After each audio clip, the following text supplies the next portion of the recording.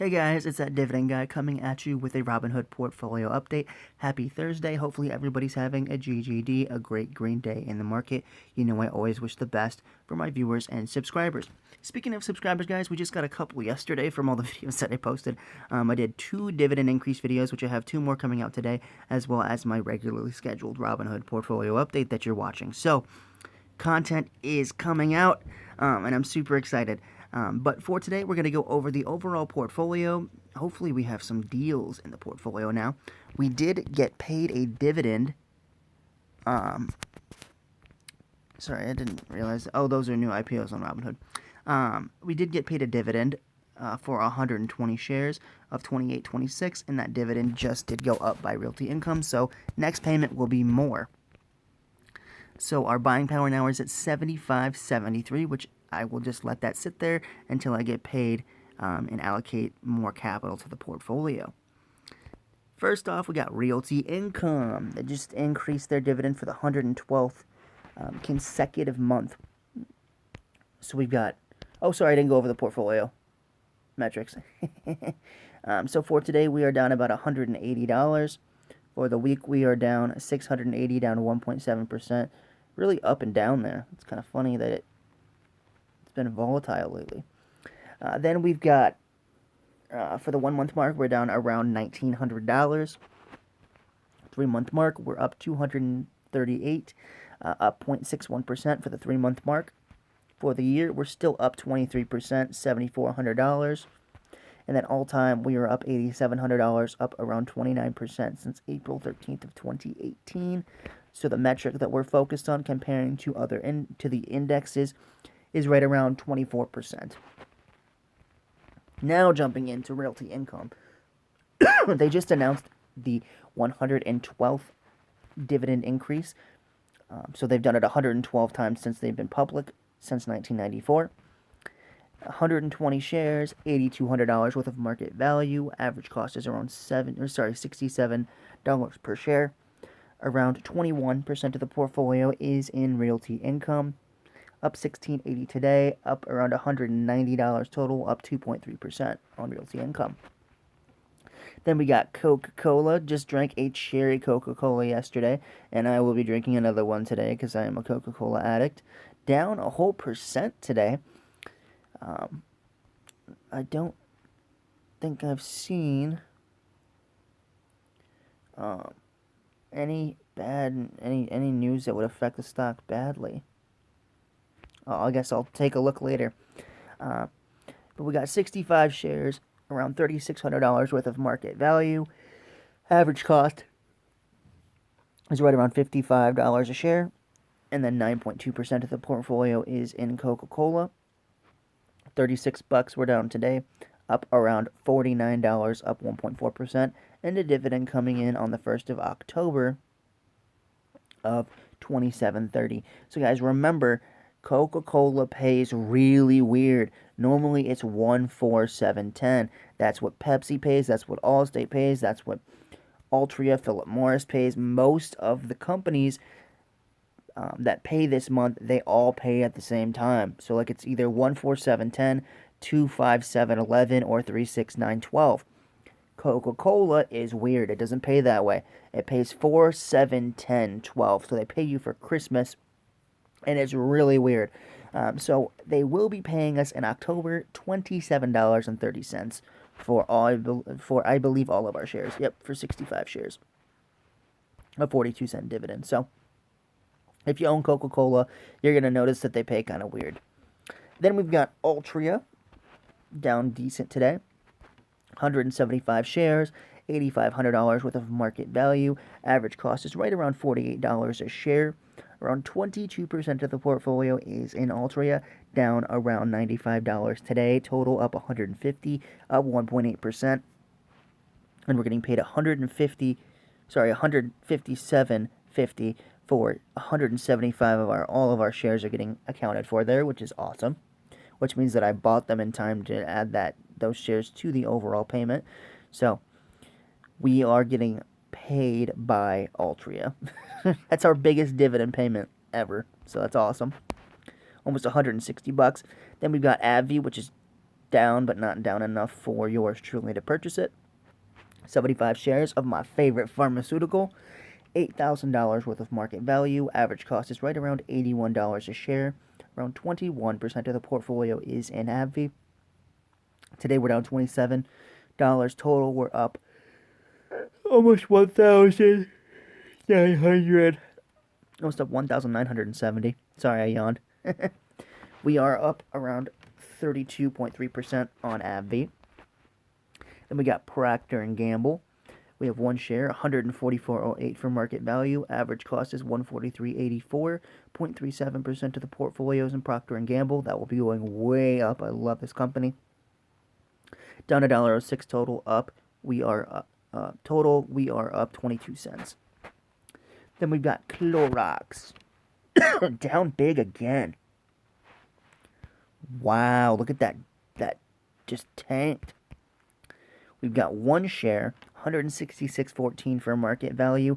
Average cost is 168.83, which it is definitely below that right now. Great buying opportunity for me.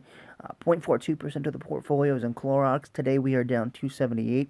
Total, we are down 269. Then we got the Ducky Company.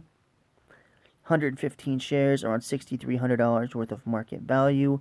Average cost is right around $50 a share. 16% of the portfolio is in Aflac stock. Today we are up 575. Total we're up 591.90, up around 10.4% on Aflac stock. Then we've got Walgreens, 85 shares, $4,200 worth of market value. Average cost is $49.14, so we're up on our average cost here. 10.7% of the portfolios in Walgreens. Today we're down 40.80, down about 1%. Total, we are up around $43, up 1% on Walgreens. Looking at the watch list, guys, I want to get Allstate around 132 or below, so right now Allstate would be a purchase for me. And then Travelers, if I could get it with a $10 upside, so like 153, I'd take that. Then at Berkshire, we're about 3% behind Berkshire Hathaway, which is fine. This is going to be my 401k stock. Then the NASDAQ has been just destroying it, so we're not even close. We're down by like 22% there. Actually, 30% there. For the year on the Dow Jones Industrial, we are actually beating the Dow Jones. And then the S&P, given the huge tech, I expect us to be lagging a bit behind, which we are. But again, they have a crap ton of Apple, Microsoft, Amazon, Facebook, and Netflix. So with the way this particular ETF is set up, you get more exposure to the bigger companies. So if you own the S&P, you pretty much own, what was it, like Apple, Amazon, Netflix, or sorry, Apple, Amazon,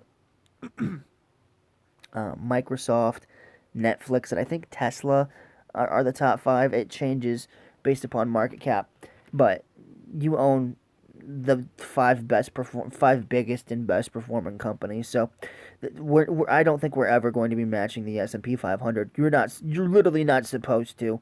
It's the benchmark, and it's the benchmark for a reason, because most people can't beat it. So I'm not gonna try to beat the S&P 500, but I do think it's cool to see how we compare, given we have literally no tech in our portfolio at all.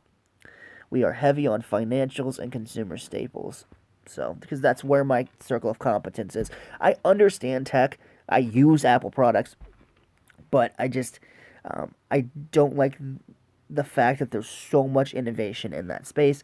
As in, I mean, 10 years ago, you probably could have said Razer or like Nokia, or even LG. Like, there's been so many like phones or like technology, like MP3 players, iPods. Like, I'm a student of Warren Buffett, which means that I like companies that don't have a lot of innovation. So like insurance, people are gonna pay their premiums. They might have a different way of evaluating good and bad drivers, which is great. There might be a technological advancement in how they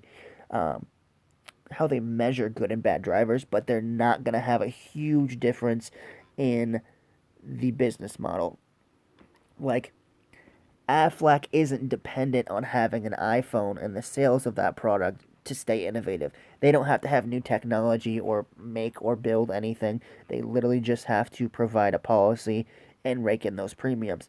Same thing with like Procter and Gamble or Clorox, or Coca-Cola even, or I guess Altria, Coca-Cola, Procter and Gamble, and Clorox could all be considered the same thing. They are a consumer staple. They have products that have lasted the test of time. People buy them at a premium, uh, and they rake in the profits from those products. But again, a Clorox wipe doesn't have a lot of technology behind it. It is literally a cleaning product. Same thing with Gillette and Procter and Gamble or Bounty. There's not going to be a technological advancement in how we wipe up a spill. So that's kind of how my mind, that's how I think of it. I try to choose businesses where Amazon's not going to destroy them, and the technology um, advancements aren't dependent on their profitability is not dependent on a technological advancement or being the best of the technology sector. So that's how I um, that's how I choose to invest, simply because I don't want that risk in my portfolio. I do love Apple though. I think they're phenomenal. I think they're a greatly run company. I just don't like. I would much rather put my money where I'm not constantly worried about technological innovation in that type of space. I invest better when I know my products, and that I like um, I like real estate. I like consumer staples. A little bit of pharmaceuticals there, and then of course insurance is going to be huge for next year. So not a lot of tech because I don't want that exposure. So I'm okay. In my opinion, I would much rather lag the S&P 500, have companies I'm very comfortable with that I don't have to lose sleep over at night. If I lose 5 percentage points year over year, whatever. I'm in it for the dividend anyway. So with that being said, guys, thank you so much for watching. Remember to hit the subscribe button on my channel, That Dividend Guy. And I'll see you guys in the next Robinhood portfolio update. Take care.